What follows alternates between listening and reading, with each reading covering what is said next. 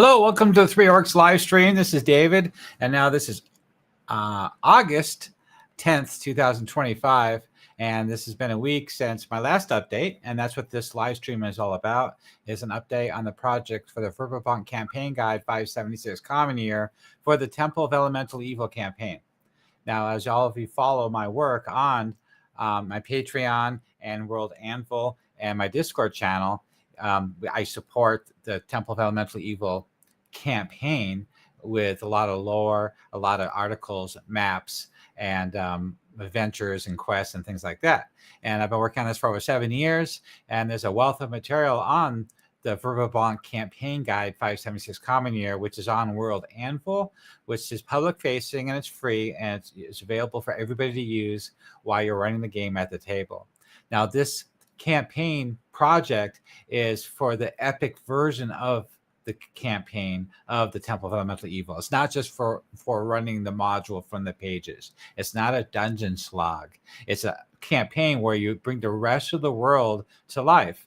Like in Nulb, there's only 4 locations keyed in the module, and Gary Gygax stated that he only provided those 4 locations and expected the Dungeon Master to flush out Nulb and create more locations and NPCs and organizations and factions. Also, just like the village of Hamlet, all the other villages in the area, the Viscounty and the Gnarly Forest, I'll bring all that to life so you can have more of a sandbox type campaign where your players can adventure and explore and get involved. There's a lot of politics going on, like the Game of Thrones meets Temple of Elemental Evil, where the lords of the land are up to no good sometimes. And also the Temple of Elemental Evil have long arms, and they have a lot of collaboration with a lot of different factions out there in their second uprising of the Temple of Elemental Evil. Now, Hadrek, the Supreme Commander of the Temple of Elemental Evil, he is a high priest of Uis. And Uis sent him to actually be in charge of this second uprising of the temple. And they learned their lesson from the first time. Because as you all know, from the Battle of the Meridian Meadows, the first time they just raised an army, tried to march upon the Viscounty, and the forces of good showed up and just stomped them out and pushed them back to the temple and laid the temple to ruins. And then after that, the Moat House. So they learned their lesson from last time, and now they're doing things a lot more intelligently. The logistics, their recruitment, bringing in supplies and magic items and prisoners. They're doing this very carefully so they don't get the notice of the agents of good this time. Now they're leveraging a lot of the bandits and brigands and pirates in the area to do all this work for them, and also secret temple cult agents too out in the field.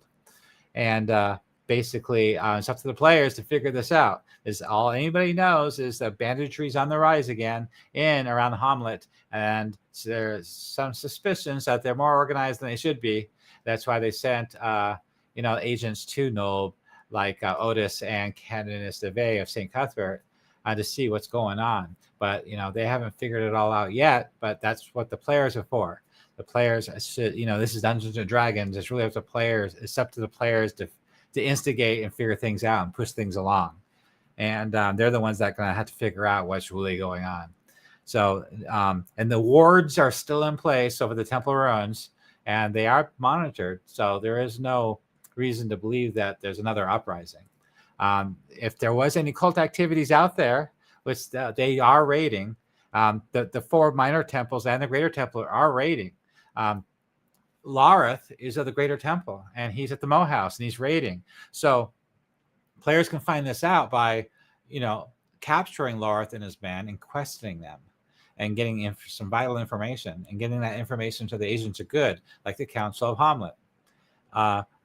Other groups out there, like the Fire Temple, the Water Temple, the Earth Temple, thank you, Hearn, for joining me. I appreciate it. I'm glad you're here. Let me know if there's any problems with the stream.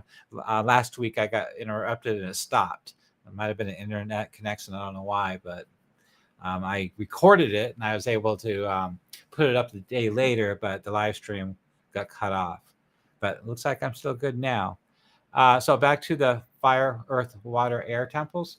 Well, they're raiding too, especially the Earth Temple and the Water Temple. The Water Temple is leveraging all the pirates, obviously, the rivers. And they're getting their supplies and recruits that way. And the Earth Temple is leveraging the bandits in the area. Not Laris men. He works for the Greater Temple, but other bandits out there, like the Crimson Reapers in Nulb, or a couple other bandit gangs that are in the area that I keyed. That's on my great website of over 1,500 articles. And they're causing a lot of trouble out there in the world. And so even the Air Temple, they're running around on giant vultures, and they can hit from above. Basically, they're targeting merchant caravans on the merchant roads. And basically, they loot the caravans, they take prisoners, and they make sure it's far enough away so it's not pointing towards Nob. And they get that stuff to the secret hidden cabin and the secret tunnel, and that tunnel gets access to the lower levels of the module. So that's basically the premise of the logistics of the Temple of Elemental Evil and what's really happening. And the players need to figure this out and put a stop to it. So another reason why you want to expand this campaign is because you don't want the players to get to Null before their 5th level, or they'll get slaughtered, especially the way we have it keyed now. There's some big heavy hitters there, and those players will be eliminated once they arrive, especially if there's a paladin in the group. I mean, somebody just walks into town and said, "You're all under arrest. Line up. I'm taking you in the name of the Viscount." That's not going to go well. The pirates or the bandits there, the leaders, the rising leaders, they'll take them out. They'll go ahead and capture them, enslave them, and sacrifice them into the elemental nodes or something. And there's a lot of options, really. And so players that try to attempt something like that are going to be stopped pretty quickly. So before we go further into this week's update of what I worked on all week, which is the goal of this website, I want to talk about another reference of a book I read, kind of like the appendix in the Dungeon Masters Guide by Gary Gygax. Now, I did this last week, and I showed a book that I thought was really cool. It's Dungeons and Dragons. It's another reference book that you can recommend people to read that gives them ideas about, D&D, some great elements and hooks and characters. Now, this one is cool. Basically, this goes over the 5 magics is illusion, thaumaturgy, summoning, magic item creation, and a couple others like evocation. And so there's the different schools in this land, in this world, that teaches it, and you become apprentice to them, and the masters will teach you that magic until you're a master. And so there's a renegade wizards out there, like there always is. And the hero, of course, is probably a farmer, like always. It's been a while since I read this. And he gets kicked out of each of the schools, so he becomes trained in all of them to a point, like an apprentice level. And so he finally becomes the master of all 5 magics. He becomes an archmage. There's 3 books to the series. It's really cool, especially the summoning part. The narration and dialogue between the demons and devils he summons and the casting of the spells is really cool. It gives you some really good ideas for D&D. And a lot of this stuff is related to D&D. And I highly recommend reading it. I really enjoyed it. It's from the 80s.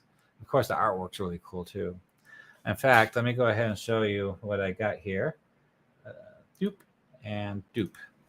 So if you want to go, I put an affiliate link if you want to get the book, but that's the first one. And that's the first cover. So there's newer pressings are available that you can buy. And these are very common at used bookstores, too. So that's the first book. And I believe the second book.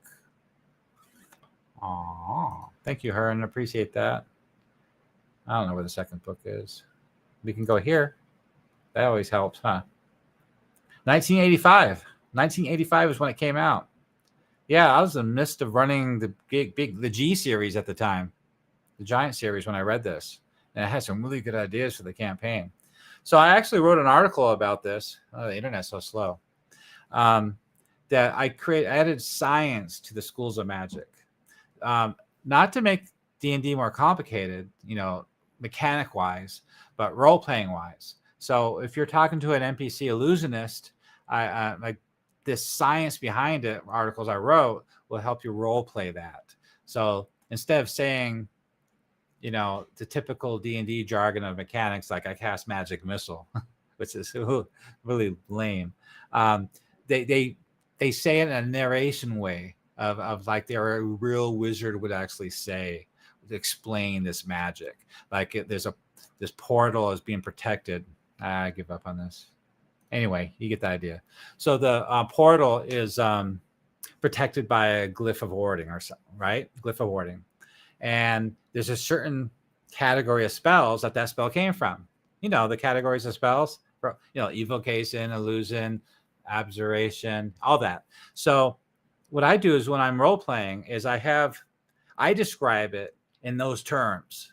I don't just say it's a glyph of warding. I say it's I usually write this out so it helps me in my flavor text, describing a room, like a trap or a arcane sealed door of arcane magic, abjuration magic, and then the science behind it, which is a bunch of. I wish I could show you the article. It's from this book. This book actually has some good examples of that. It's like little rhymes of explaining, like a dogma, a rule. It's alchemy terms of these kind of spell schools. And so I wrote a whole bunch of them because this book only has like 3 or 4. And I wrote like a dozen for all the schools of magic. And so you could actually explain that term to the player in that term. And it helps them make it feel more real. It brings it to life, more engaging. It's not like a whole article that you read them. It's just, like a rule that you learned in alchemy school, like what's hot always stays hot, something like that. What comes up goes down, those sort of things. I have the article on my other website. I don't believe I have it here. I could see if I have it, actually. Let's see. So this is the main website of World Anvil. The splash screen on the front is the interactive map of the Viscounty. And I have a bunch of stuff down here. I have a new campaign section. Hey, Damon. Thank you for joining. I appreciate that. So Hearn said, failure to be a powerful teacher and motivator. Failure to be a powerful teacher and motivator. Thank you. I appreciate your comment. Introduction? No. Player's book. Hey. So I added a whole bunch of stuff to the player's book section. So I gave you advice articles on to be a fighter, where a fighter could be from, backgrounds, where the paladins are from, all the different bishops and churches and stuff. Rangers, thieves, rogues, wizards. I wonder if I got into wizards. Player options? No. I put herbalism under player options. Castles or Crusades. I made a reference chart. Anybody playing that game? Like sleep and unconscious and prone, dazed, those effects. Well, let's click on wizard. I don't believe it's here. I guess I didn't port it over yet, that article. Let's see. Well, that's coming up. So this week I worked on a map, and you guys are going to like it. It's Twilight Falls. I finally finished it. And so I'm going to show that to you while this is loading up. So let's go ahead and bring that image up. So this is Twilight Falls. And this is the version that I add labels to. This is not the interactive version. This is the version that's just the file. This is a JPEG version. So I'm making a lot of different versions. I'm making JPEGs, PNGs, 75%, 90%, 100%. So different file sizes from 5 megabytes, 10 megabytes, and 25 megabytes. So you can use it for your VTT map. Or the bigger sizes are for printing them up, right? You can make a printout. So this version is a direct label. I have a version with no labels. This is the version with the labels. I'm trying to get a response from Damien here. So Damien Edwards, he's the one that actually helped me write up Twilight Falls. So we took Twilight Falls from Living Greyhawk. Living Greyhawk is future, right? But we're running this campaign in 579 Common Year. So we have to reinterpret the description in Living Greyhawk for Twilight Falls for that year. So we have to backtrack a lot of stuff, like when those buildings existed and what NPCs existed in 579 Common Year. Twilight Falls grew a lot in the Living Greyhawk years, but it's much smaller in the Temple of Elemental Evil year. So that's kind of what I reflected here. So I said it was founded in 500 Common Year. Damon said, no, that's not true. Hey, John D., thank you for joining again. I appreciate you showing up. Anyway, population 522. So we can modify this. If anybody sees any of this stuff wrong, that's what my Three Orcs Discord channel is for. Every article I write, I put a post up on the Discord channel for you guys to review. And I need you guys to critique that stuff. Anything I get wrong, anything that should be different, any artwork that's not right, the maps, everything. So I make sure everybody reviews everything. If you guys have time, I appreciate it. And I can, I'm working on it, actively working on it with the program and file open, so I can edit it immediately. It's a lot harder to edit it later after I put it up on World Anvil. So there's several inns here. There's the Wary Woodsman, and this road goes to Sobbenwitz to the northeast, which is on the way to Divers. And this is the Lodge of the Twin Oaks. This is the Druid Circle. And Halligan, I don't know what he's saying. John B., good to see you again. Thank you for joining. Narrick's Tavern. That's more of a higher class tavern. I think it's like a new establishment. And each of these locations have a big article, by the way, and artwork and NPCs. So the Temple of the Long Strider, that's the shrine to Farlong, the Strider, the Traveler, the Wanderer, that god. And so you can stay here for free if you're a follower or you worship or believe in him. And I guess you can tip in the coffers there and stay for the night. And they also have horses and stables and stuff like that there. So there's a big article describing all this, more than I'm just saying. Okay, this is the Forge. And they all have their own quest lines too. Each article has a whole series of plot hooks and background and personalities and relationships between all the other people in town too. This is the Bailiff Hall. This is basically the leadership here, and it's elective, and they each have so many years term, and that's all detailed out. That's pretty much the center of town. The Green Barrel is, I think, it's a Wainwright. Yeah, Wainwright and Barrel House. They make barrels and wagons and stuff. The Verdant Vial, that's a alchemy shop. If Damon wants to respond later about these locations, we can change these around. This is the domain of the thrice-kissed lady, the goddess Maris. And I believe she's Oridin. And this is a big compound. It's a big area. So as you see, it's kind of blurry when you zoom in, because this is the 5 megabyte version. And these versions are free for everybody to use. It's fan content, watchy fan content. And I post these on Facebook and, the Patreon and the Discord channel, and anybody can use it for anything they want to use it for. The higher resolution versions is only on my Patreon. You have to be a member to access that. And I put a pond in here and a bunch of gardens and things like that.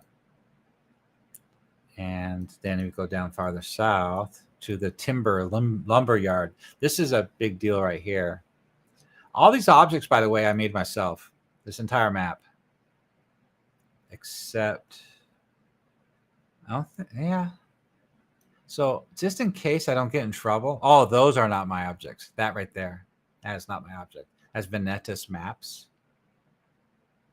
Yeah, I used a couple of his. Oh, and that pond's not my object. That's his too. But 99% of these objects are all mine. I created from scratch. The High Road, Forest Road. So this road, can you see that on the map? Good. This road goes to Nolb. And you travel northeast up the High Road, the Forest Road.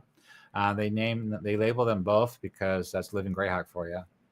And it goes through town. Damon said, John, be very much a village in 579 Common Year. It will grow to over 1,000 folk in the next 12 years. Oh, I see. You guys are all talking about it. Thank you. The locations have their own maps. Yeah. I try to make a map for every single village in the entire campaign within 500 miles. That's the goal. This is supposed to be a sandbox campaign. So your players can go anywhere and get involved anywhere. And the trick, what's cool, is every location, every organization, every plot hook, the entire campaign play area, it's all linked one way or another back to Nob and the Temple of Elemental Evil. So no matter where the players go, all fingers point that way. So they don't. It's really hard for them to go off the reservation. Even if they go all the way to the Wild Coast, yeah, they might get sidetracked more out there to some other things that the slavers are up to. But those slavers are directly involved with the Temple of Elemental Evil, and they have slave caravans going through the gnarly forest to Nob. So it's possible to keep them on track no matter what the players do, eventually getting back to Nob.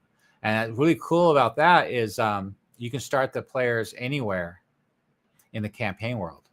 I start my campaign in City of Verbobonc. You know, and I used to start off with Noble Ambitions, the first module of Living Greyhawk for the Verbobonc area. And then they end up in Hamlet after they finish that module. So this is the ranger station I created. I thought that it was a good idea to, this is something I added. The gnarly rangers have a watch post here. And so it's an old gnarly ranger, hangs out there and watches over the village. And over here is the Druid Grove. I created these two big oaks next to the pond and over the circle. I made that circle myself. And there's a little hut there. I added a little Easter egg here, some graves. I don't know why, I just decided to. I thought it was cool. I made sure these contour lines were visible. So I moved the trees around away from the contour lines so you could see them. There's probably some more hidden, but see all these contour lines? I added some wagons. This bridge is a little bit too wide, but what can you do? This is a water wheel. So that's where they, you know, this is a prime spot of contention between the Rangers and the Druids. They're cutting down the woods, the gnarly forest. Druids don't like that. And then they cut the timber here. So this is a source of growth of the village to get larger over the next 12 years. Start cutting this stuff down. Falls Keep. That is the mounted borderer station. So you are still in the Viscounty of Verbobonc. This is the border in the gnarly forest. This is as far as you can get from the city of Verbobonc. And so they placed a mounted borderer keep here to safeguard this town and the border. Viscount Wilfric and later, so different people are running this campaign at different timelines. In my campaign, 576, 579 Common Year, I decided to have Viscount Wilfric to pull back the mounted borderers from patrolling the Cron Hills. So Falls Keep isn't well manned. It's probably like a dozen ranger mounted borderers here with a captain. It's all keyed too. So if you click on this on World Anvil, the articles pop up. So let's go ahead and just go there next. So this would be for Twilight Falls. I try to get the map to look like that.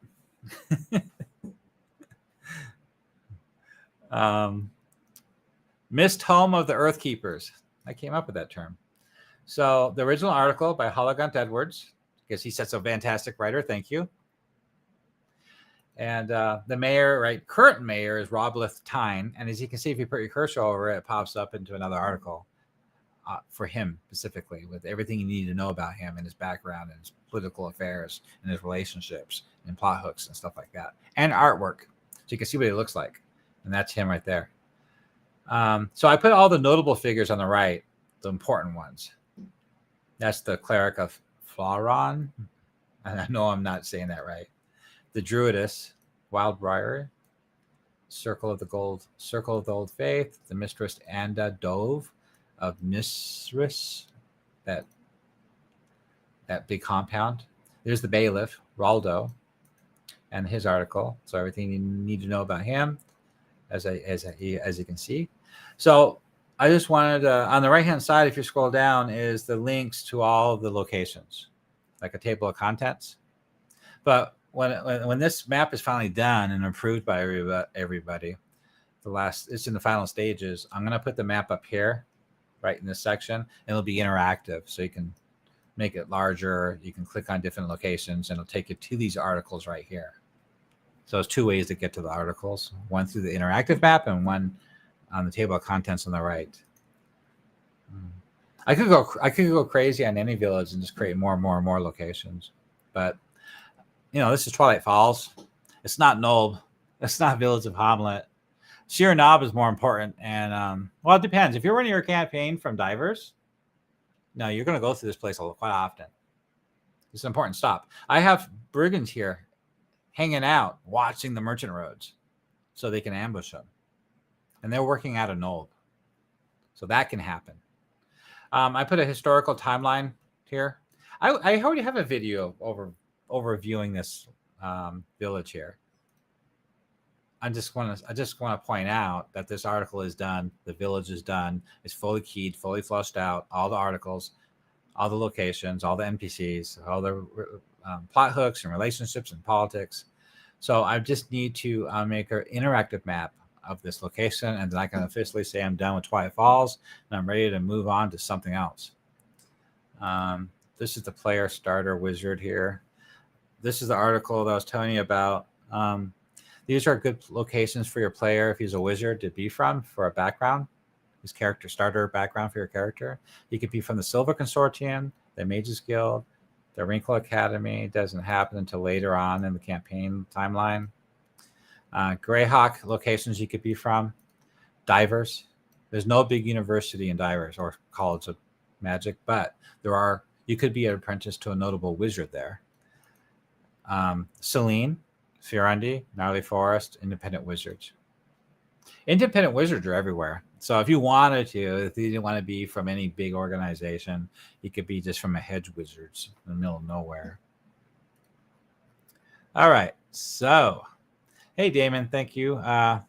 Absolutely. Brigands have always been a problem of the village and locals in the pay of brigands of who to tip them off for juicy merchant caravans. And you're right. Absolutely right. So if I was running this campaign from Divers or from starting in the Gnarly Forest, actually, even from Twilight Falls, this is an important location. Just look at this. You go north east to Sobbenwich. If you head straight east here at the intersection, you'll go through this halfling village, I believe, or is it gnome? Can't remember. This hasn't been keyed yet, so we need to do this one next. This will take you to the Wild Coast. You're going through clan territory. So there's Clan Shurindel, Meldurin, Clan Falafel, and Lanafel. So Clan Lanafel, Falafel is done. Meldurin is not done yet, but Damon's already written it up. I just need to probably work on that next and get it added to this website. I haven't done it yet because I've been focusing on Nulb. And Clan Cerro did. He just finished that one too, actually. So anyway, in the campaign, you'll be traveling through their lands. It's important to know about those clans because your players will be in contact with them. Also, brigands and bandits will be in contact with them too because they're raiding along these merchant roads. So there's merchant traffic coming from the Wild Coast. Not only legitimate merchant, but also slaver merchant caravans. If you go north, you'll end up in Divers. This orange line right here is Divers. That's the land of Divers. On this side of the line is no man's land, clan land. And on this side of the orange line is the Viscounty. So as you can see, the Viscounty is right up to Twilight Falls and Humming's End and Ostvirk. Let's go south past Ostvirk, you're in Selene, the fake kingdom of the elves. So your campaign could start from Selene. It could start from one of the clans. It could start as human rangers from one of these smaller villages like Oakvane, Twilight Falls, Terra Vert, Ruby Falls. It could start along river towns like Todmouth is. I know Damon finished that one, so I need to actually. I've been waiting for him to create locations there. I'd like to add that too. It's just my players never went there, but you never know. In your guys' campaign, your players might go there or be from there. So that's my intent, to make sure this is all keyed, just like the village of Hamlet is. That dragon's there. That dragon article's done.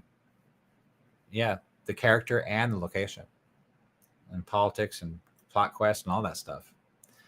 So I'll turn on the DM locations. So there's a lair of, see, that's the lair. However you see that dragon's name. Here's the Ancient Soul Ruins, big dungeon. That's done. This is the Lizardman Village in the middle of the swamp. You can interact with them. The pirates do. They trade for the rare mushroom herbs, poisons. The Howling Moon Inn. Howling Moon Inn. It's supposed to be Howling Moon Clan. I messed that up. I gotta edit that. That's another clan of orcs. This is a small thorp. Dang it. That's a small thorp that I haven't keyed yet. It's on my private site, Penwick.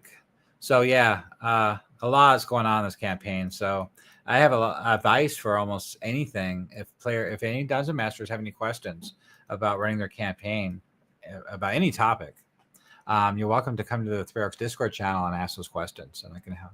Not only me, but other Dungeon Masters can discuss that too with you, and come up with some answers or some ideas of how best, good ideas to run the campaign and what your players will be interacting with. Let's see. So Damon said it also sits quite close to the heartlands of clans Meldorin and Serendel. The Wood Elves watch the development in the Twilight Falls closely and with disapproval. So there are plot hooks for that. Your players can be on either side of that, with the plot hooks. There's also an outpost of the Kingdom of Selene in the village of Shelton. Okay, where's Shelton at? Shelton's up here. I thought Shelton was up here somewhere. Where'd it go? I think it's off map. Yeah. So this map is supposed to be just a map of the Viscounty. That's the goal of the map. So I cut off Gnarly Forest in half. So my intention was to create another map just for the Gnarly Forest. Currently, I'm just using Anna Myers's map for the Gnarly Forest. And if we go there, you'll see. Where is my, let's see, Gnarly. There we go. So that's loading up. But yeah, so my intention is just to keep going into the Wild Coast. So that way you can bring the slavers in and maybe even start your campaign from there. Joseph Block has a T0 module where he starts the players there. And the quest to take them west through the Gnarly Forest to Knoll.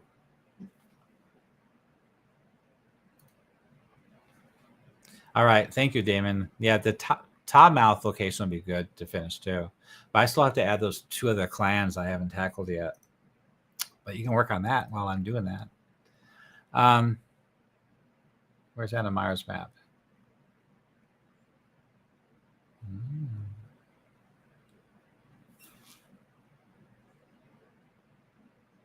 See, I have a link to her to get to her map. Is that her map? Man, internet's so slow. That's not the map I usually use. On my private site, I have her actual Gnarly Forest map. But I like to make the maps more zoomed in so you can use it in the campaign because there's so much going on. So many things happening in such a small area that you really need to zoom in more. So while that's loading up. Okay, so yes. If you guys have any questions about this campaign, you're welcome to. While that's loading up, so yeah, if you want to come support this project, you come to the Patreon. That'll help immensely. And not only do you get all this stuff for free there, but you also get access to the higher resolution downloads too. And also, you're more than welcome to join our Three Arcs Discord and join in the conversation and collaboration with this project and get this stuff done. As you can see, it takes a whole tribe. Look at this world. There's so much to do. So what's done already is City of Verbobonc, which is really done. I need to make a module on DM's Guild for that. Penwick is done. Etterbuck is done. Far Downs and Deschutes Ford is not done. Nibs Rest is done. Hamlet's done. Nolb is almost done, getting close. I've got like 30 locations so far. And Sheernab is done. I added the Laughing Dog Inn. That's done. As you can see, 10 miles. So a merchant caravan typically travels 10 miles a day, and they don't want to sleep out in the open. It's too dangerous, especially here in the deep gnarly forest and Cron Hills. Yeah, that'd be a big mistake. So the Laughing Dog Inn is like a way stop. It's a safe house. It's a safe place to stop, have your caravan stop and spend the night on the way to Ostfirk. Ostfirk is done.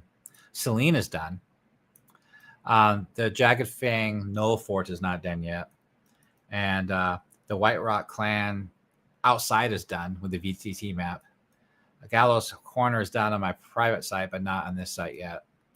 And wow, it's not quite done. I have to rewrite it. Sorry. Humming's End is not done yet. There is a Dungeon Master from, where did he go? Let's see. He invited me to his Discord. DM Angelos. He said he was working on it and he wanted to work with me there. That'd be cool if we can get him to help get Humming's End done. And Clan Nelfel's done. Clan Felafel's done. Oak Vein is not done yet. Namburul is not done yet. These two clans are done. I just need to add them. Sobden Witch is not done. The Lair is done for the dragon. Terravert's not done. None of these are done up here at all. These all need to be done. Because if your players were to travel up and down this river and then go to Divers or Greyhawk, they'd probably travel the river. Or they could travel along this merchant road. But most of the traffic goes by river. It's faster and safer. Oakham, Agleth, Emerity, I added. None of those are done yet. So we also have Mole is done. Swan and Corbin is not done. Neither is the castle. The Abbey is not done. Larney Stowe is not done. Littleborough is mostly done. I've only made 6 locations there. This castle's not done. None of these down here are done yet. None of these. Rock Hall's done. So if you have a dwarf in your group, he could be from there. And there's also some great Living Greyhawk modules related to Rock Hall. So that's really cool. And anything up here is not done. We got a person in our Discord working on Rhinehurst for the last year, Randy, and talking about you. It'd be nice if he got that done. He's supposed to be working on Glory and Woodstock too. This is the woods of Iron Woods, which I didn't label, which I need to. None of this stuff is done. The Great Western Road is the great merchant road that travels the breadth of the Flanness from the city of Greyhawk all the way west past Valuna. And I can't remember the name of the country back to the west of that. Let's see.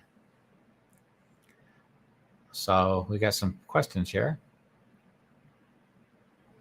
So Hearn said, I am looking forward to your version of the Gnarly Forest map, but I know that it's no time soon. Yeah, maps take forever, and I guess it's required that I make a map for each of these villages. I didn't make maps for the Elven clans. I didn't make a map for the Selene Instead. I didn't make a map there. Okay, Damon said Soliton is about 50 miles to the northeast, as the crow flies. That's off the map. It's up here somewhere.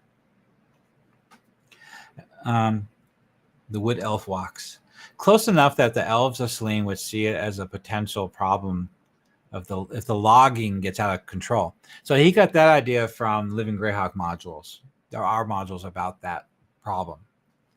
And Shelton, I believe, is the location of that module. Hearn said, my question is, how are the slaves being transported? A forced march of slaves through the gnarly forest seems like a very bad idea. Yeah, that's a good question. So that's something to brainstorm. We talk about this stuff on our Discord. That's one topic. So this road right here is called the Wild Road, coined by Damon. It connects the Wild Coast to just south of Hamlet right here, to the Long Road. So most likely the slaves will be transported between these two clans, Clan Felafel and Lanafel, past Oakvein, through Humming's End. And there's a druid and a ranger there. It's a hometown of Owen the ranger, I think. Well,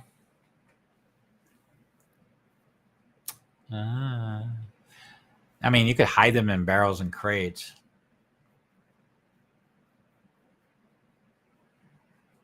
Yeah, you can't put them in cages. You know, like the movie Willow?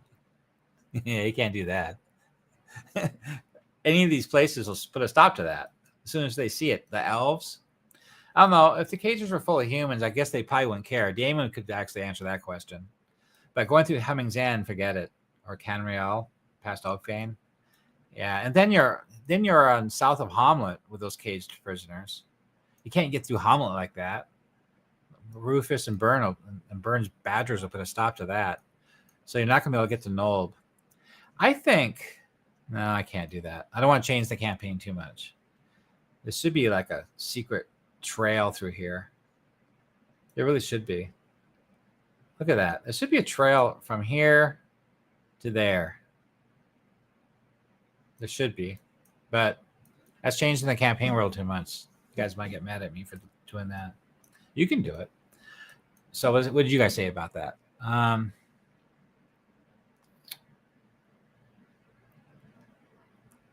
So Damon said, this is because while the kingdom of Selene is isolationist, there would definitely be a political element there who look for reasons to formalize their control over the gnarly forest. Okay. So politically, they want to... Well, actually, in the Living Greyhawk era, I believe the middle of the gnarly forest does belong to Selene. I read that somewhere. This border here. If you look at Anna Meyer's map, you'll see that the whole middle of around the clans is a separate area. So the Greyhawk lands own the east side of the gnarly forest. There's a border there. And then the west side of the gnarly forest is a border for the Viscounty. But that right down the middle of those clans, and there's no separate border separating the clans from Selene. So I believe that happens after the second rising of the Temple of Elemental Evil.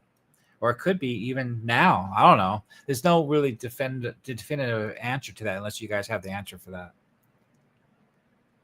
So Damon said they also take woods folk on raids and trade them. Yeah. Okay.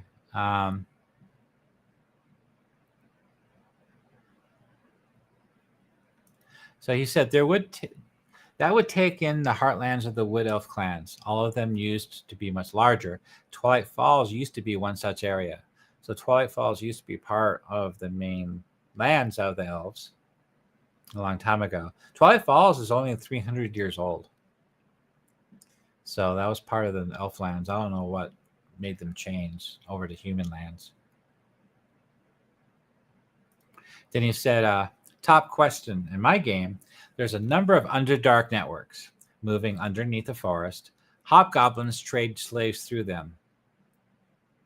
Yeah, so, an Underdark network beneath the gnarly forest could be used for slave trade. Yeah. The Earth Temple would be interested in that or involved in that, probably. But yeah, actually, somebody published a map of the Underdark. And I can't find it now. I saved it at one point, but I don't remember where it's at.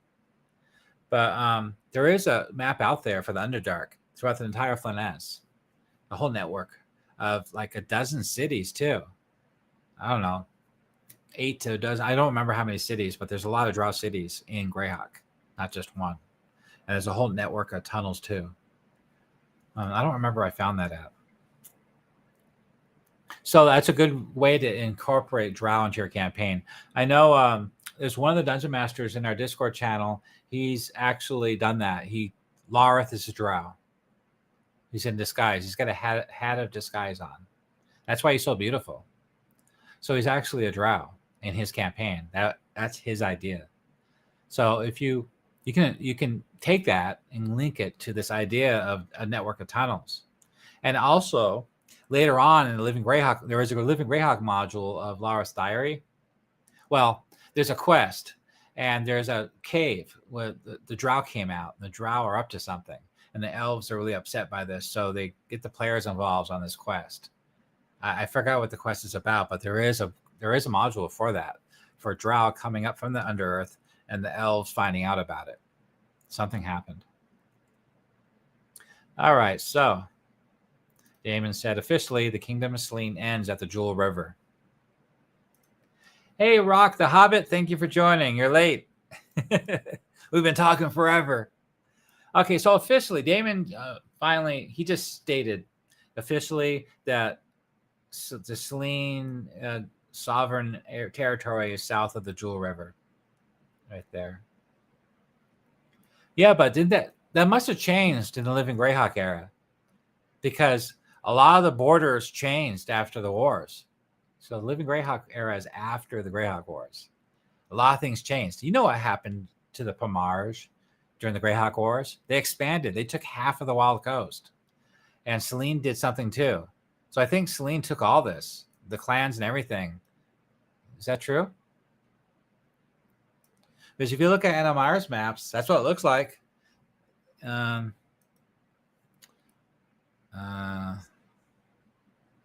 to take forever to bring it up. I'll try. I don't know why everything's so slow lately. I think I have too many tabs open. I heard that Chrome doesn't like a lot of tabs open. That's what Google AI told me. So while that's loading up, let's see what you have to say. So Damon said, no, not really. Let's see what happened here. Hey, who's that? She's not one of them. That's her. So where's her website?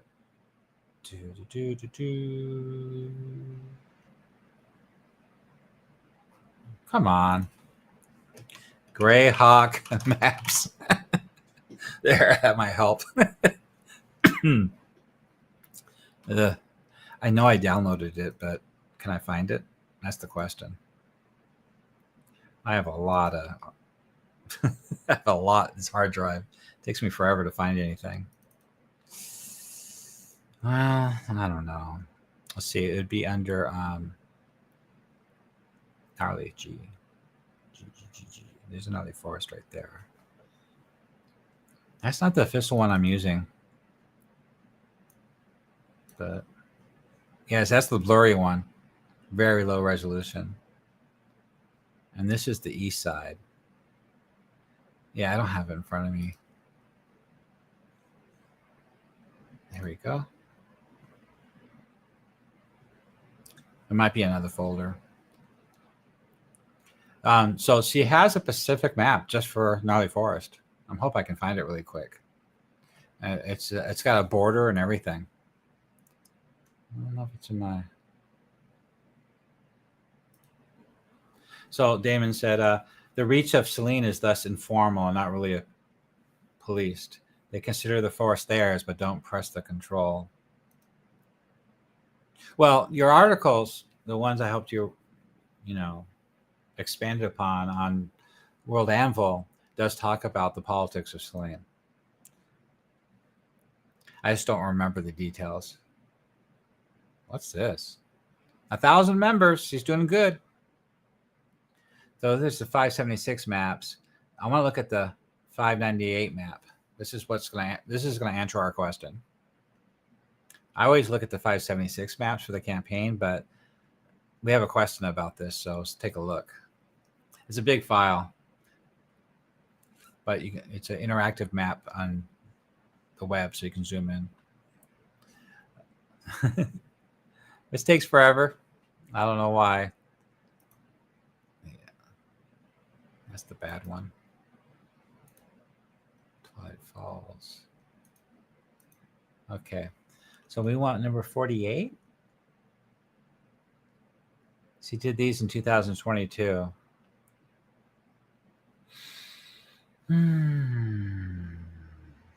Which one is it? 37? Yes, 37. Index 37. Individual maps. See, she has a different section for individual maps. That's good. 37. Okay, here it comes. Boop. Yeah, see? She does this. This is cool. It's an actual framed map of an area. It stands on its own. You know what I mean? So this answers your question, our question. Look at that. Look how that answers our question. This happened after the Greyhawk Wars. Celine owns the gnarly forest. I knew that happened. I read that somewhere.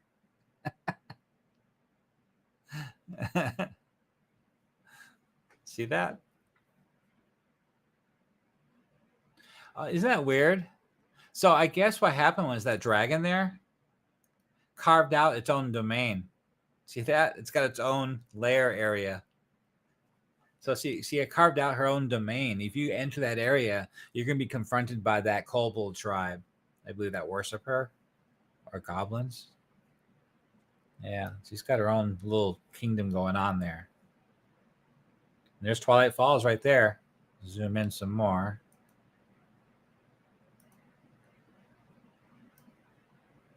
Can I?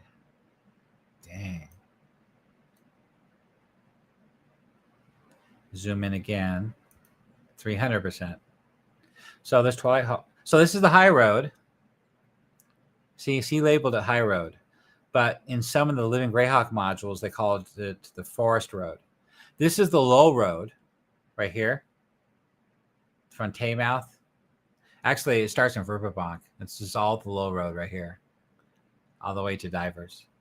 And the high road starts at Hamlet and goes all the way to Calteron.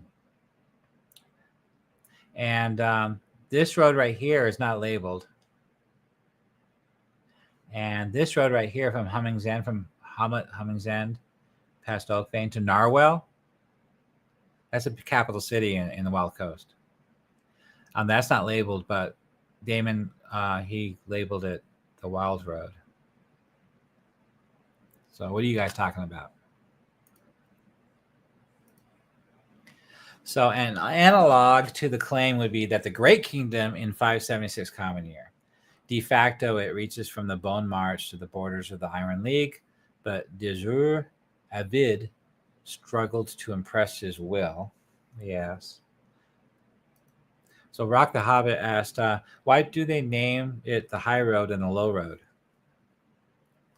So altitude-wise, the gnarly forest is different elevation contours. It's not just rolling hills, it's more craggy hills, and it's heavily forested. Very rough terrain. Not only is it a forest, but it's also craggy hills all together. So it's a higher elevation. I don't know if that's the actual answer to why it's called the high road. Anybody know the lore behind that? Why they actually call it the high road? So the low road is along the river of the Velverdiva River. Obviously, that's lower elevation. It's like sea level, I guess. So Damon said, elevation. Yep. The low road runs near the river. The high road runs through the hills. Yeah, the hills are, like I said, they're much more rugged and higher elevation than you would think by looking at the map. And Anna Myers does a good job with her contouring of her maps. As you can see, the elevation changes. But her problem with her maps is you can't really zoom in more than this. It gets really blurry. As you can see, there's a lot of detail here in the campaign world. In this sandbox version of the Temple of Elemental Evil, there's a lot here. If you look, that's why I had to create a more zoomed in version of the map where every hex is 3 miles, a league. Because there's so many different locations in one small little area. If you put all those locations that I made in this area right here, it'd be just a blurb of overlapping titles and things, dungeons and different things like that. And there's more detail too. So I wish they labeled this road here. And also, she didn't label the long road going from City of Verbobonc all the way down to Ostwerk. That name was from a Living Greyhawk module. That's where I picked up that name. It could be, yeah. Basically, the long road is the longest road in the Viscounty, I guess. Well, the low road is actually the longest road. I don't know how long. I don't know if this is the low road west of Verbobonc City or not. You would think it is. But I know I did pick up a name of the road going through Mole and Corbin. It's called the Southwest Way or something like that. It's on my map. Just take a look. I labeled it. Yes, the South. It's a South Way Road, and that's Mole Run, and that's the high road, and this is the low road, the River Road. It's also called the River Road too in a couple of the modules. Yeah, I like the fonts better in these labels here. They're very sharp. But the fonts I made for on the map itself aren't as sharp. I didn't like how they turned out. They look okay from a distance, but when you zoom in, they get kind of blurry. But at least they stay the same size. They don't get really large, you know? Yeah, it looks okay when you're zoomed in. But they got these weird artifacts around the letters. I see. It's like a image of over an image, like a shadow, drop shadow. Yeah, I don't like that. But there's only so much you can do in World Anvil. There's only so many choices you have in fonts and font styles and label styles. So that's why I stuck to these ones, because I really like how sharp they are. It's very easy to read them and look at them. They don't take a lot of room up. All right, so Damon said, yeah, Orth Journal number 9 coined it. Yep. I made sure I researched everything. 7 years working on this, you know, of analyzing everything, every single Living Greyhawk module, every journal, every reference everywhere, just constantly researching, make sure I get all the information I possibly could before adding anything, you know, before making up something. Because I want to stick to the lore as much as possible. I believe last time we talked about this valley right here. I think there's a Dungeon Master. There's a Dungeon Master on our Discord talking about this. What was here? Did anybody remember? We talked about this a couple weeks ago. It was something. Oh, isn't this where that other Temple of Elemental Evil module is supposed to be? The return to the Temple of Elemental Evil? Isn't this where we decided that's probably where it's at? I can't remember. But this is Rock Hall. Arendelle is another dwarven citadel. And there's a lost dwarven city, like Minas Tirith. No. Like the lost dwarven city of the Lord of the Rings. It's like one of those places. And there's a whole quest line of the dwarves looking for this lost city. It was taken over by mind flayers. So that's really cool. Crystal Falls. Oh, that's where Crystal Falls is. I'm not so sure about that. All right. Well, what else did I work on? I think. Oh, Nob. So Nob. Okay, so Nob so far, all week long. It's really hot in the desert right now, and I've been really busy with a lot of side projects, so I haven't. And this is not coming along fast as I usually do, but I'm still getting at least 1 or 2 articles done a day.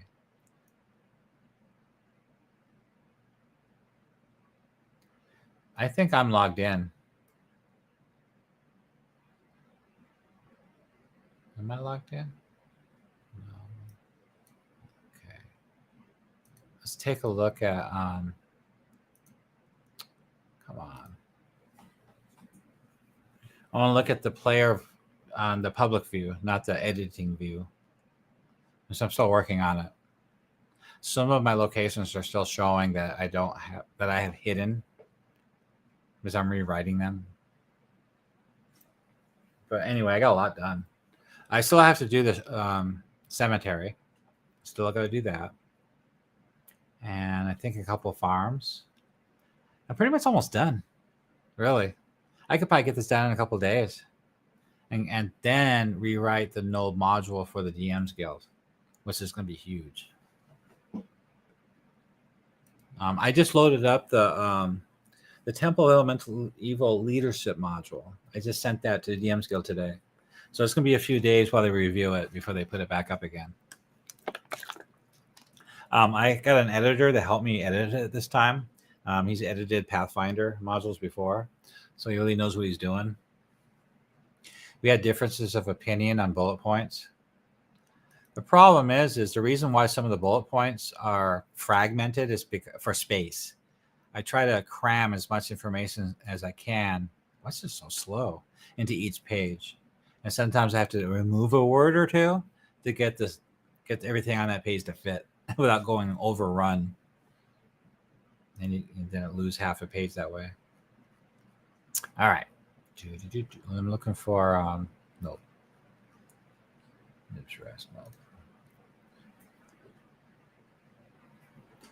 I don't know why I'm so slow. But yeah, so Shirnab is up, Ostfirk is up, and the Temple of Elemental Evil Leadership is been sent out. So I'm waiting for that to go live again. And they had a problem with my quest for Hamlet because some of those quests were from the video game. So I have to rewrite them. It's kind of lame. Just because they got upset because some of those quests are from the video game, the Atari game. What the hell? You know, those are quests that we all used over the years. And it's not copy paste either. I rewrote those. I flussed them out. You know, added dialogue and added more description and flavor text and added a lot more than a video game ever had. So stupid. So I just got to rewrite it totally. New concept. So no more lovers behind the brewery. So I'm going to totally remove that one. Man, what's going on? The website's taking so long to load. Stupid thing. Seriously. Okay, it's up. All right, so I think I got more than I thought. I know I didn't do that one again. I don't know why it's showing. I need to redo that one. Maybe I did. I just forgot. So that's done. That's done. That's the bakery. Yeah, I redid the bakery. The Potter. I redid that. I did that one. This doesn't make sense. That shouldn't even be there. Why is it showing? I don't get it. So I'm almost done. Let's give you a couple more days. I don't know why these are showing. They should be showing because I'm supposed to be editing them and I hid them in draft mode. Maybe it's because I'm logged in. Yeah, that must be it. I'm logged in, so I'm seeing stuff that only I can see. That must be it. Yeah, so I can't really show you what I did or didn't do yet. But this is down to pretty much the nitty-gritty of what I've done. I redid the map. See, this Baroness map.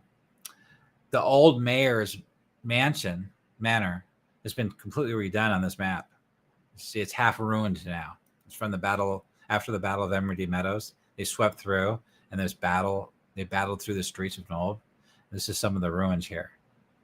I changed that. There's a lot of things I've changed. I changed the docks. I changed this area right here. All these buildings are gone. I changed all this. This is all one location now. Just 8.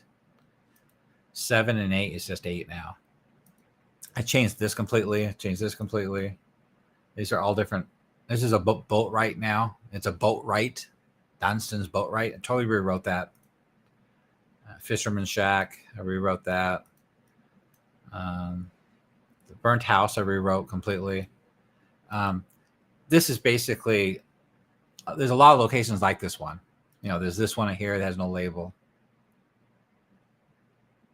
There's one right here. More ruins right here with no label. Another ruin right there, no label. So there's a lot of ruins I added. This one has a description, and this one's a big one. Totally rewritten, though. A lot of things changed. I simplified a lot of things. I thought the original version that I published was just too much. I had some Dungeon Masters question that. He goes, this is too much. Nolba's not supposed to be that big and that active and that much going on. And I understand that now as I was going through it. I also added some stuff up here too. Yeah, I added a hut here. And see this lattice work of planks going through the swamp? So I didn't key that. You guys can do whatever you want with that. So there's a secret path going through the fens into nowhere. You can go anywhere you want. I also added all this fog. See all the fog effect? There's ruins here you could do something with for your campaign, a plot or something hidden. Maybe somebody wants something from it. Send the players there for some reason.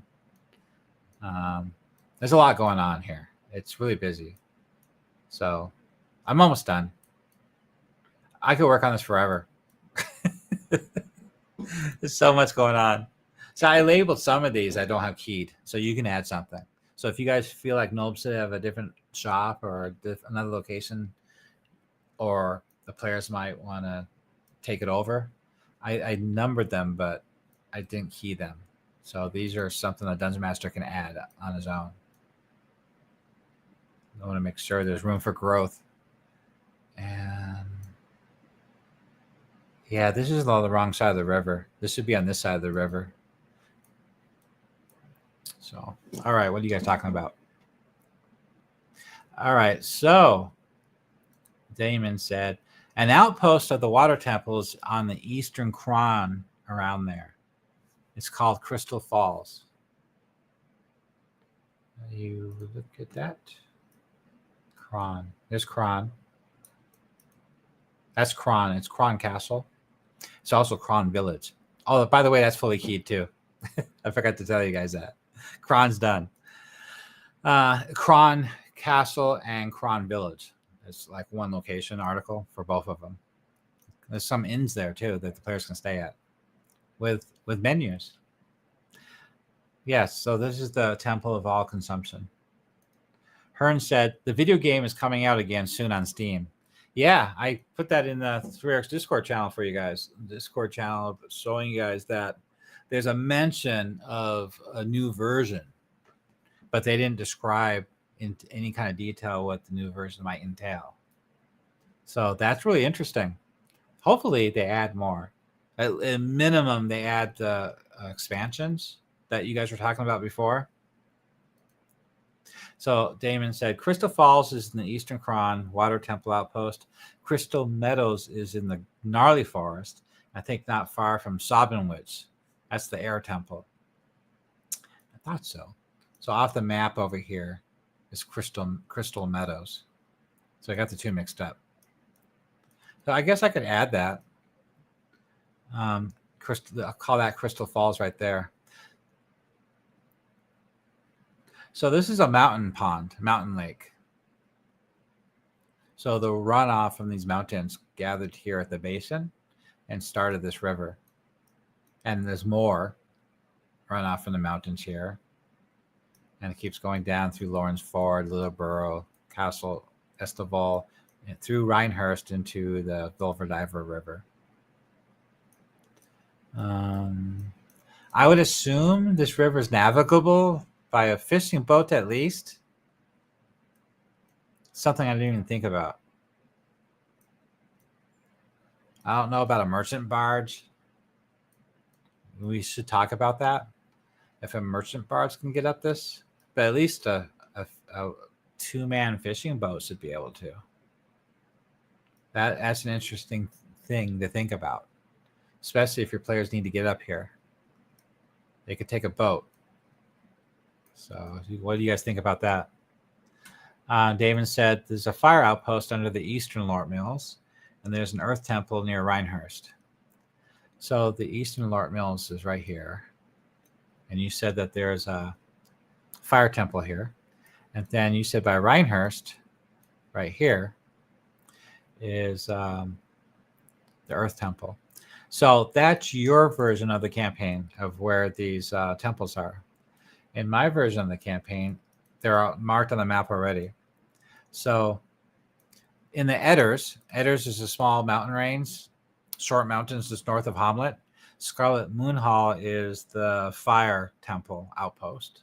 It's more like the Moat House is an outpost for the Greater Temple. This is an outpost for the Fire Temple. Right here is an outpost. It's a tower, an outpost for the Air Temple, and they have giant vultures, and they fly around.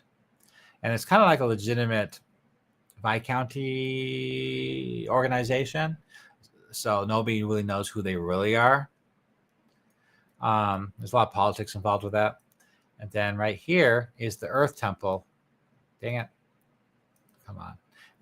The Shattered Monastery is an Earth Temple outpost, missing the letter T. And that's right within, 8 miles of Hamlet.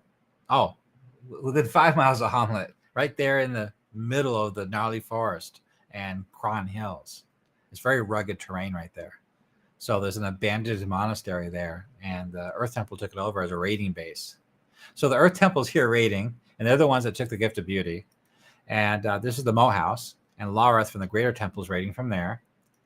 But they raid from far away so they don't draw attention. And then over here along the river is Riverguard Keep, which is an abandoned small castle that's supposed to guard the banks of the Emridi Run in the Fens of Tor. And then the Water Temple took that over. And the pirate captain Tulub docks there and has a base there with his men too. So a lot's going on. Then you got the hunting cabin. So I like this better, what I did here, because it's within range of the campaign play area. You know, the players gravitate around Hamlet, Nulb, all these outposts are in the area. So it'd be much easier for the Dungeon Master to steer them to one of these outposts than it is to go all the way across the Viscounty, all the way up to Rhinehurst, to look for some water temple or earth temple or something. That's too much to ask of the players. The players don't even want to go back to Verbobonc City. There's no way they're going over there. I had a big fight with them once about the Verbobonc. Because we had to go all the way back to Verbobonc City just to buy plate mail? Then don't go. Oh my God. Some players, they just don't get it. They don't see a reason. So yeah, this is engaged area. It's so easy, like engaging the players to proactively interact with Sheer Knob and their quest, their plot hooks, the giant raids. It's only 10 miles away from Hamlet. It's easy to get the players to engage, to commit to that. It's easy to get the players to follow up on rumors about this tower of gathering of druids in the Edders, which is only 10 miles north of Hamlet. No, that's not 10 miles. That's like 6 miles. Well, each hex is a league. This is engaged to the players. Players commit to this because if they follow along that political quest line where Lord Hax's daughter joins the cult, that's where she's at, and they want her back. Kind of like the first Conan movie. You remember the king's daughter? She joined the cult of the snake god, and they pay Conan to get her back. Same kind of storyline there. And then you have the pirates going on here. So if the players are going up and down this river here for any reason, engaging with the lizardmen, coming back from the ancient Shul ruins, they're going to engage this river keep. That's right on the river. They're going to have to pass it if they're going down the river. It's not very navigable to go by land. You have to take the river. And so you're obviously going to come across the den of piracy in this fort. And it looks like it's ruins, but for some reason there's pirate ships docked there. So that's going to be very engaging. Also, these pirates aren't just sitting there waiting for the players. They're actually going up and down this stream to the Velvet Diver River, committing piracy, looking for merchant ships to loot for the Temple of Elemental Evil, the Second Uprising. They're active in that. All right. So Damon said, no, the Calabavara is unnavigable in the upper reaches, Whitewater Rapids. So he's talking about this the stream right here. I didn't label this river on the map. That's another thing I forgot to do. So this river is labeled. And I thought I did, but I didn't. So it needs to be labeled. It's called the Kalebavara. So it's not navigable past the upper reaches. It's probably navigable to Castle Estival, and that's about it, I'm sure. All right. Then he also said the Kalevavara River, I think, becomes navigable somewhere around Lawrence Ford. So he said it's good down to Lawrence Ford. Got it. This might be a coracle of fishing a little further up, but no merchant traffic. Okay, so the players could hitch a ride. You know, when it comes to merchants, players get rides. You know, they usually travel with merchants, especially at lower levels. So if your campaign's in this area, yeah, from Lawrence Ford, the merchant traffic all the way up to Rhinehurst to the Belvedere River to the city of Verbobonc, all the way to the city of Greyhawk. It's full highway of merchant activity, of merchant ships. Something to think about as a dungeon master. Your players will have access to that the type of movement. It's safe. Players, especially at lower levels, it's safer to travel with a merchant caravan of wagons or a merchant fleet or a merchant ship. But they're probably hired as guards, and usually the dungeon master throws a wandering monster at them because that's what they're hired for, to defend the ship or defend the caravan. So where were we at? So anyway, I know Halagon, he's actually running the Return of the Temple of Elemental Evil, so players are more active in this area. But when it comes to the running the original Temple of Elemental Evil module, the T1 through 4, what we're seeing on the map right now is pretty much the main focus of the campaign, the play area. But you can expand it to include Ostfirk and Humming's End and Twilight Falls, Verbobonc City, Etterbuck, Penwick, Fenjator, the Ancient Shul Ruins. The Ancient Shul Ruins will get your players to second level. And that's good to be second level before going to the Mo House. Something to think about. All right. You guys have any other questions here? I've been going on for almost an hour and a half now, and I just want to make sure I answer all your questions before I log off for the night. My goal for this week is to finish Nulb. Map-wise, well, I need to get this map up in Twilight Falls, right? And add those linkable labels so you can link it to the articles. That won't take too long. Probably take me a day. You know, I'll get that done this week too.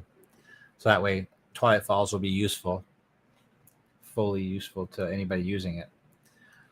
I don't know if I should make a Twilight Falls module for the DMs Guild. It seems too minor to be a module on DMs Guild. I don't know if anybody would buy it. I know people buy Nulb. I was thinking about maybe my next efforts should be these outposts. Make a module for Scarlet Moon Hall, Feathergale Spire, and the Shattered Monastery, and Riverguard Keep. So I'm allowed to because the DMs Guild rules state that you can use any material from products that they sell that's on their website. And the Princes of the Apocalypse module is on their website. That means I'm allowed to use all that material.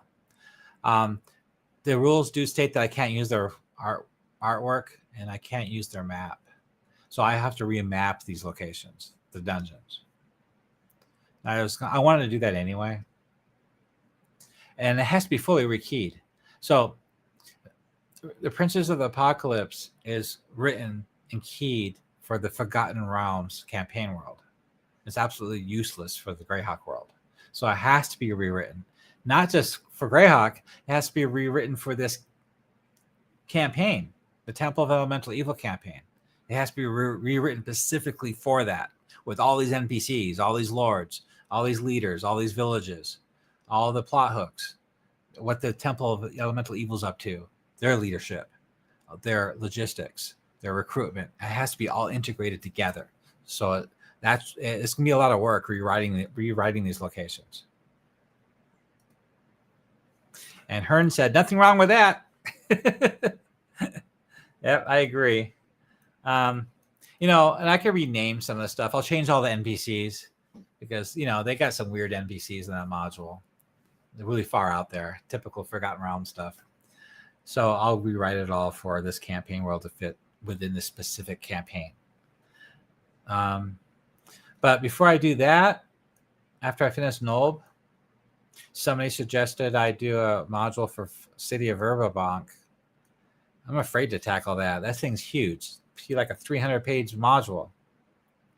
I don't know if I want to do that. That'd be a lot of work. I don't know what you guys think about that, but we could talk about it on the Discord channel. All right. Well, I'm done talking. I'm tired. I'm worn out. It's only 110 degrees today, or 112. So I'm going to get going here and start working on this all next week. I have a new Arcadia door being put on Tuesday. I got a TV repairman coming tomorrow, and I got a lot of stuff going on. I might do a video on my vintage video game and movie. I'm making a Blockbuster video room. I got Blockbuster video signs, Blockbuster cases, and I make a shelf with signs and artwork. And then I have another section for Atari and Nintendo. And then I have a whole nother wall for vintage high-end stereo equipment, mid-century modern type furniture, a turntable, from the late 70s, and amps. I got really nice speakers that I totally redid, with my woodworking shop. I had to restore them. I have ADS L810s, which is very highly sought after speakers, and I had to redo the cabinets. They turned out pretty nice. So I was thinking about doing a video review on that sometime or another, even though it has nothing to do with this website, this video channel. But I was thinking about doing it. All right, well, I'm going to let you guys go. Thank you for joining me. See you. Have fun, mate. See you online, and you guys have a good night. Let me go ahead and switch over to my full screen. If you want to go ahead and support me on my Discord channel, please come. You're more than welcome to join us and join the conversation and collaborate with us on this project for the Temple of Elemental Evil. If you want to support the project, please come to the Patreon. Not only do you have free access to all this material and the menus and the artwork and the maps, but if you want access to the higher resolution versions, you have to be a member of the Patreon. And you're welcome to join that too. So, well, thank you so much. I hope you guys have as much fun as my players have and have a fun time. And you guys have a good night and good weekend. See you guys later.